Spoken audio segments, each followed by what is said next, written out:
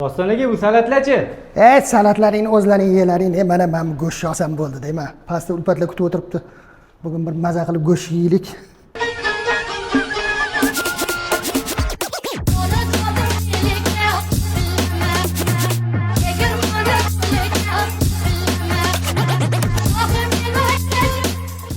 Endi tangalik oilaviy restoranimizda 999 ming evaziga 10 kishi maza qilib ketsanglar bo'ladi. Setimizga kiradi. Demak, 10 ta kosada birinchi ovqat beriladi. Ikkinchisiga mana shunday katta taxtada asarchi go'shtlarimiz.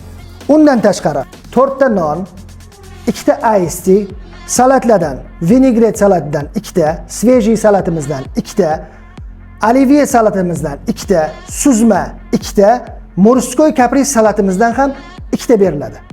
Bundan ortiq nima kerak? 10 kishi maza qilib yeb, ichib, to'yib, maza qilib ketasizlar. Setimizni ko'rdinglar.